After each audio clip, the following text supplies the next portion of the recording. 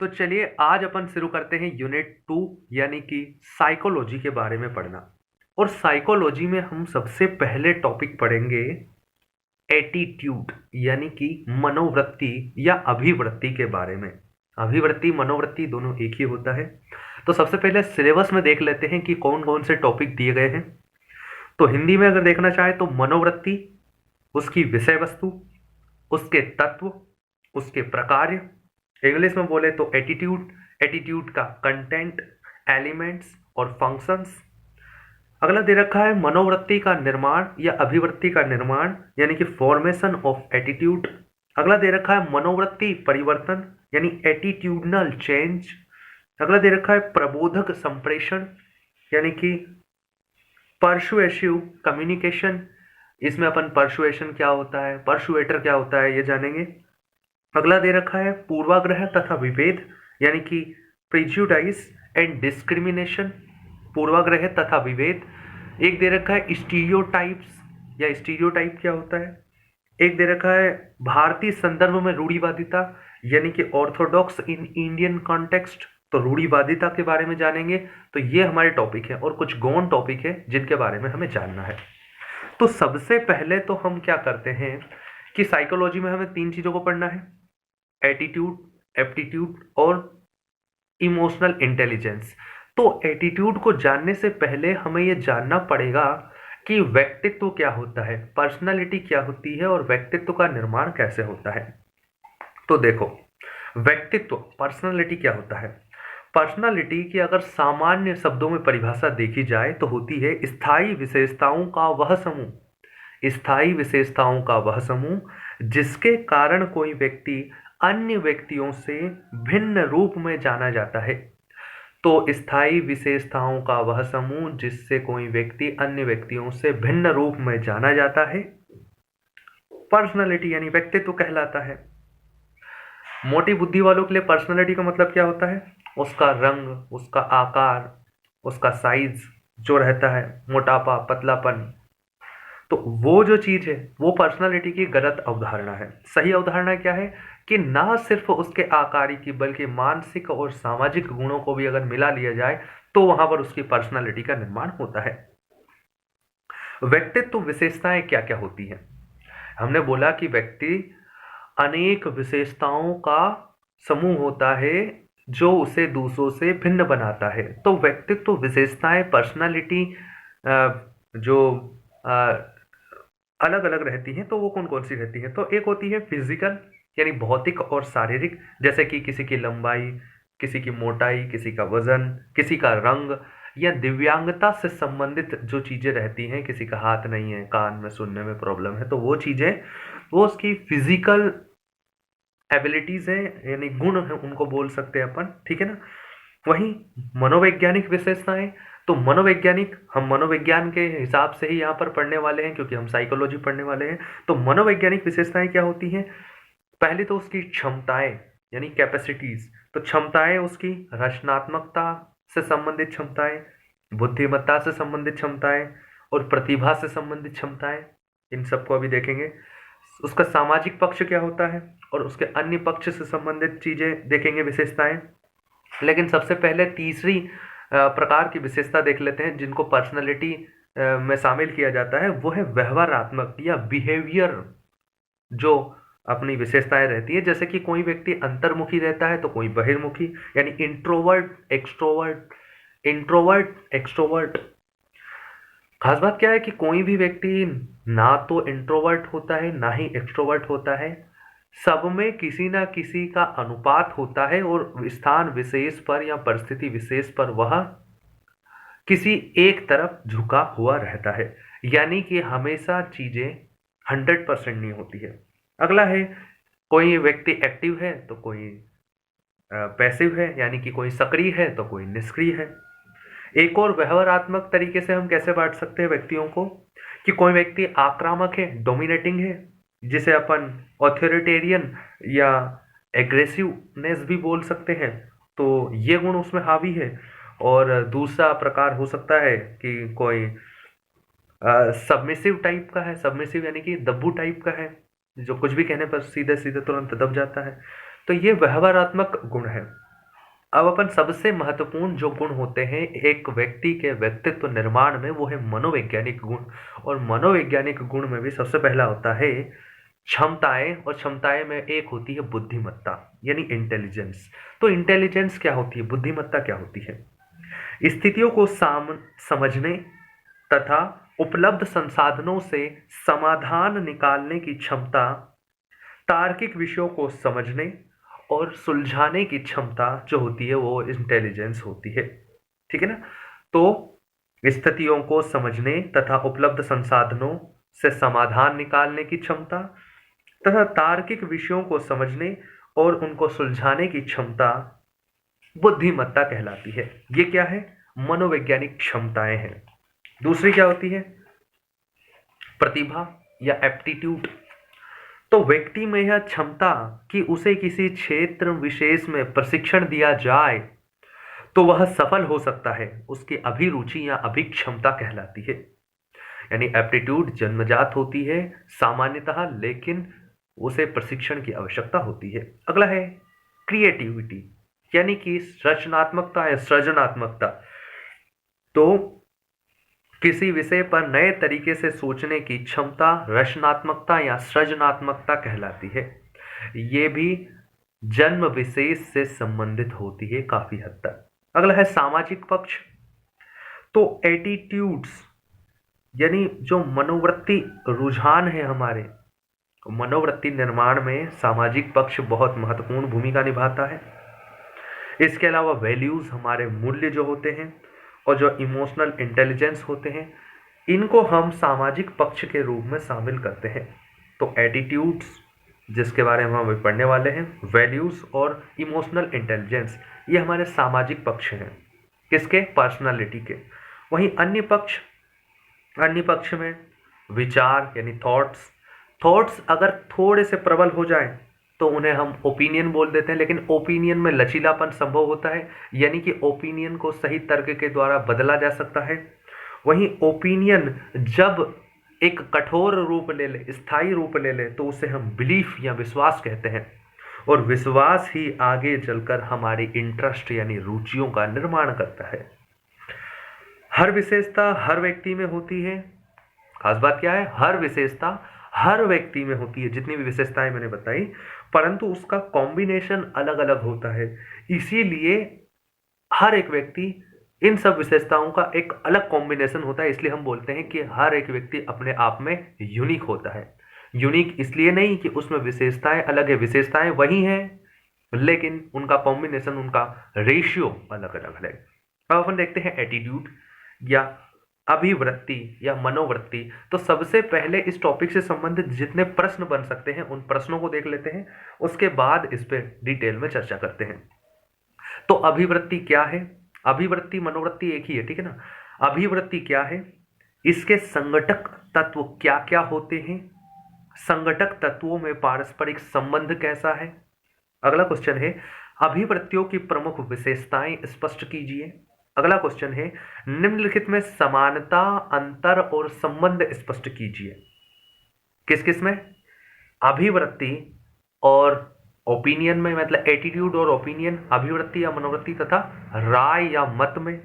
अगला है अभिवृत्ति तथा विश्वास में, यानी एटीट्यूड एंड ओपिनियन में, बिलीफ में।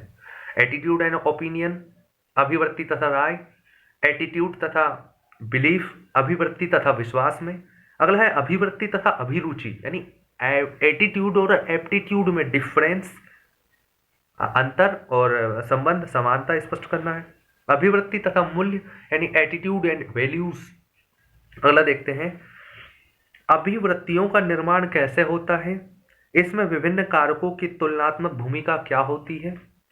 अभिवृत्तियों का निर्माण कैसे होता है, इसमें विभिन्न कारकों की तुलनात्मक भूमिका क्या होती है। अगला है अभिवृत्तियों के प्रकार यानी कार्य क्या है। कार्य की जगह उपयोग बोले तो भी यही है, लाभ बोले तो भी यही है। क्या है वे? क्या ये किसी संदर्भ में नुकसान पहुंचाती हैं? तो वो चीजें अपन देखेंगे। अगला है विचारों और अभिवृत्तियों में क्या संबंध है। विचारों में, थॉट्स में और एटीट्यूड्स में क्या संबंध है। इनमें से कौन किस पर प्रभाव डालता है, इनमें से कौन किस पर प्रभाव डालता है और कैसे। अगला क्वेश्चन है अभिवृत्ति और व्यवहार यानी कि attitude and belief, attitude and behaviour sorry, के बीच में क्या संबंध है, इनमें से किस पर प्रभाव किसका पड़ता है और कैसे। अगला है नैतिक अभिवृत्तियां क्या है, नैतिक अभिवृत्तियां क्या है, ठीक है ना, मोरल एटीट्यूड्स क्या है, वर्तमान संदर्भ में कुछ नैतिक अभिवृत्तियों तथा उनमें परिवर्तन के उदाहरण दे। अगला है राजनीतिक अभिवृत्तियां क्या है, राजनीतिक अभिवृत्तियां क्या है, अपने समय की कुछ राजनीतिक अभिवृत्तियों का उदाहरण दे, यानी कि पॉलिटिकल एटीट्यूड क्या है। अगला है किन तरीकों से किसी व्यक्ति की मनोवृत्तियों को बदला जा सकता है, इन प्रयासों में प्रायः कौन सी बाधाएं सामने आती हैं और उनसे बचने के लिए किन सावधानियों का ध्यान रखा जाना चाहिए। अगला है परसुएशन यानी प्रबोधन या प्रबोधक संप्रेषण जिसे अपन ने बोला था। परसुएशन क्या है, एक अच्छे परसुएटर में किन गुणों का होना आवश्यक है। परसुएटर मतलब जो दिमाग की बत्ती जला दे, यानी आपके गहरे से गहरे रूढ़ विचारों को हिला दे। अगला है संज्ञानात्मक असंगति यानी कि कॉग्निटिव डिसोनेंस। संज्ञानात्मक असंगति क्या है, इसका महत्व, इसे कैसे नियंत्रित किया जा सकता है, कॉग्निटिव डिसोनेंस। अगला है स्टीरियोटाइप्स क्या है, तो स्टीरियोटाइप्स। प्रेजुडाइस यानी कि पूर्वाग्रह क्या है, एंड डिस्क्रिमिनेशन यानी कि विभेद या भेदभाव क्या है। अगला आपकी राय में किसी सिविल सेवक के पास किस प्रकार की अभिवृत्तियां यानी कि एटीट्यूड्स होने चाहिए, वास्तविक जीवन के कुछ उदाहरण देकर स्पष्ट करें। तो अब अपन एक एक करके देखते हैं। तो सबसे पहले एटीट्यूड जानने से पहले हमें 3 शब्दों को जानना होगा। एटीट्यूड की सामान्य परिभाषा हमें पता थी कि एटीट्यूड मतलब क्या होता है, किसी भी व्यक्ति स्थान विशेष के लेकर जो हमारे मन में भाव या रुझान है, चाहे वो सकारात्मक हो या नकारात्मक हो, क्या कहलाते हैं, एटीट्यूड कहलाते हैं। ये तो सामान्य परिभाषा हो गई। अभी अपन वैज्ञानिक परिभाषा भी देखेंगे, लेकिन सबसे पहले जिन 3 चीजों से मिलकर एटीट्यूड बना होता है उनको देख लेते हैं।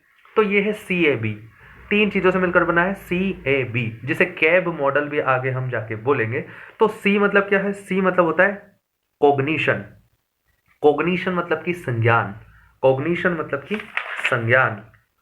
तो कॉग्निशन संज्ञान।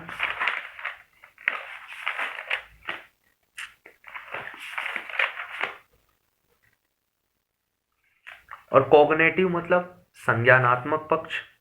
अगला है affection. Affection, A for affection. Affection मतलब कि भावनात्मक, या अफेक्ट मतलब भाव, या अफेक्टिव मतलब भावनात्मक। अफेक्शन यानी भावनात्मकता और अफेक्टिव मतलब कि भावनात्मक। जैसे अपन शब्द सुनते हैं ना रिकॉग्निशन, रिकॉग्निशन मतलब कि पहचान करना, रिकॉग्नाइज करना, वही कॉग्निजेबल अपन अफेंस पढ़ते हैं, कॉग्निजेबल अफेंस यानी कि संज्ञेय अपराध।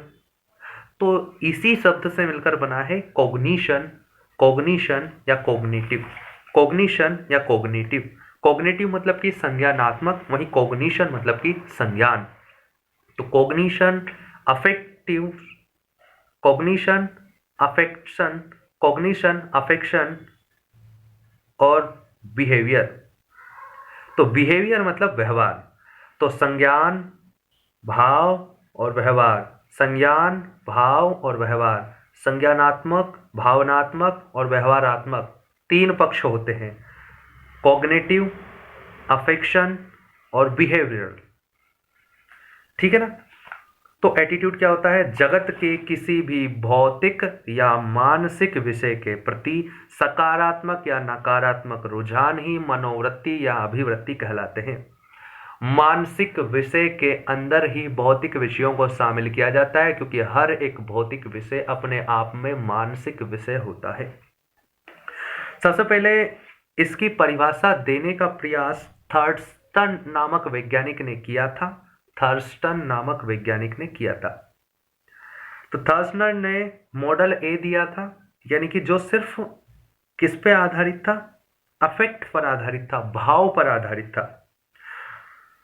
किसी मानसिक या भौतिक विषय के पक्ष में या विपक्ष में सकारात्मक या नकारात्मक भाव की तीव्रता ही अभिवृत्ति कहलाती है। यह थर्स्टन की परिभाषा है, जिन्होंने पहली बार एटीट्यूड को परिभाषित करने की कोशिश की थी। अब देखो यहां पर क्या है, कैसे अपन समझ सकते हैं कि किसी भाव में सिर्फ ए है, सिर्फ बी है या सी भी है। तो देखो, अगर हमारे मन में ये बैठा हुआ है कि गाय हमारी माता है, तो ये हमारे विचार स्तर पर है, यानी हम इसे जानते हैं, तो ये कॉग्निशन हो जाएगा, यानी संज्ञानात्मक चीज हो जाएगी, कॉग्निटिव चीज हो जाएगी। कॉग्निशन मतलब कि जानना, कॉग्निशन मतलब कि जानना, यानी किसी चीज को आप जानते हो, किसी चीज के बारे में आप जानते हो, तो आपका कॉग्निशन हो गया, यानी कि आपको सूचना है उस बारे में, सिर्फ विचार है। ठीक है ना। अगला हो जाएगा, गाय हमारी माता है, और आप जब उसे देखते हो तो आप में अलग प्रकार की भावना आती है, सम्मान की भावना आती है। तो ये भाव यानी कि सी के साथ ए भी जुड़ा हुआ है, सी ए यानी कि अफेक्शन भी जुड़ा हुआ है, अफेक्शन यानी कि भावनात्मकता भी जुड़ गई है। ठीक है ना। लेकिन गाय हमारी माता है, भाव भी आ रहा है, और उसके लिए आप कुछ कर रहे हो, भूखी है तो उसको खाना खिला दिया, प्यासी है तो धूप में है तो छांव में ले गए, ऐसा करके। तो आप प्रतिक्रिया भी दे रहे हो उस उनके प्रति, उन विचारों के प्रति, यानी व्यवहार में भी आ गई। तो इसे हम बोलेंगे बिहेवियरल, यानी कि व्यवहारात्मक चीज हो गई। तो जब किसी चीज का विचार है, उसके प्रति भाव है, और आप प्रतिक्रिया भी दे रहे हैं, तो तीनों चीजें जब शामिल होती हैं बिहेवियरल लेवल पे, जब वो चीजें आती हैं, तो उसे हम एटीट्यूड कहते हैं। इसे CAB मॉडल कहते हैं। ये किसने दिया था CAB मॉडल? तो 1982 में इंडिविजुअल इन सोसाइटी में CAB मॉडल दिया था 3 वैज्ञानिकों ने मिलकर, और इन 3 वैज्ञानिकों का नाम है KBC। CAB मॉडल दिया KBC ने। CAB मॉडल किसने दिया? KBC ने। तो इंडिविजुअल इन सोसाइटी इनकी पुस्तक का नाम है, और इन वैज्ञानिकों का नाम है KBC। KBC मतलब कि Krech, K for Krech, Krech Krech, Ballachey, Ballachey, Krech, Ballachey and Crutchfield, Krech, Ballachey and Crutchfield, Crutchfield. तो ये 3 वैज्ञानिक हैं जिन्होंने परिभाषा दी है। और परिभाषा क्या दी है कि किसी विषय के संबंध में है, किसी विषय के संबंध में 3 संघटक तत्वों का लगभग स्थायी तंत्र, 3 संघटक तत्वों का लगभग स्थायी तंत्र अभिवृत्ति या मनोवृत्ति कहलाता है। अब ये 3 संघटक तंत्र कौन कौन से? पहला, उस विषय से जुड़े हुए विश्वास, उस विषय से जुड़े हुए विश्वास यानी कि कॉग्निटिव वाली चीजें, यानी थॉट्स हैं, थॉट्स ओपिनियन बने, ओपिनियन बिलीफ बना, और बिलीफ ही क्या है? बिलीफ ही हमें उस चीज के बारे में एटीट्यूड के निर्माण में महत्वपूर्ण भूमिका निभाता है, विश्वास।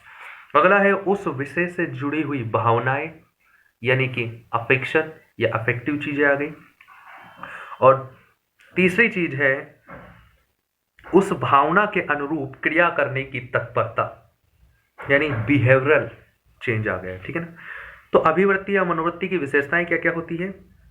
तो जगत के सभी भौतिक व मानसिक विषय से संबंधित होती है ये, जैसे किसी देश के प्रति एटीट्यूड, व्यक्ति के प्रति एटीट्यूड, भाषा के प्रति एटीट्यूड, धर्म के प्रति एटीट्यूड।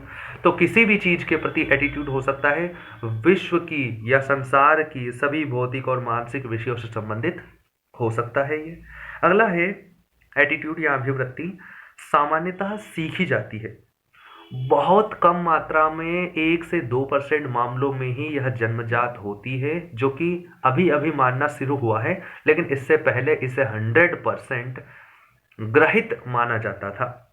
अगला है लगभग स्थायी होती है, तो बिल्कुल इसमें चेंज होना बहुत ही बड़ा मुश्किल होता है। अगला है प्रेरणा देने की शक्ति होती है इसमें, यानी किसी भी चीज को आप करते हो तो उसमें मोटिवेशन का कारक बनती है ये। अगला है तीव्रता का अंतर अलग अलग होता है, यानी अलग अलग लोगों में एक ही चीज के प्रति जो एटीट्यूड समान है, उसमें भी भिन्न भिन्न व्यक्तियों में इसकी जो तीव्रता है, इंटेंसिटी है, उसका लेवल अलग अलग हो सकता है। इसके 3 प्रमुख संघटक तत्व है जिनसे ये मिलकर बनती है। तो 3 संघटक तत्व होते हैं और उनसे ही मिलकर बनती है। पहला क्या है? किसी भी चीज के प्रति विचार यानी कि संज्ञान।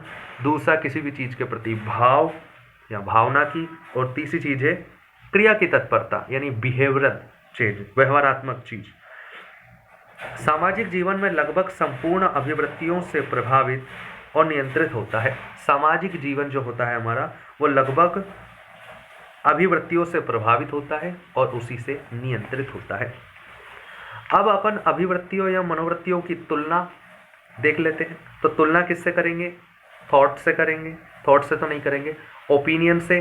Difference between attitude and opinion, attitude and belief, और एटीट्यूड एंड एप्टीट्यूड, और एटीट्यूड एंड वैल्यूज, इनके बारे में अपन डिफरेंस देखते हैं।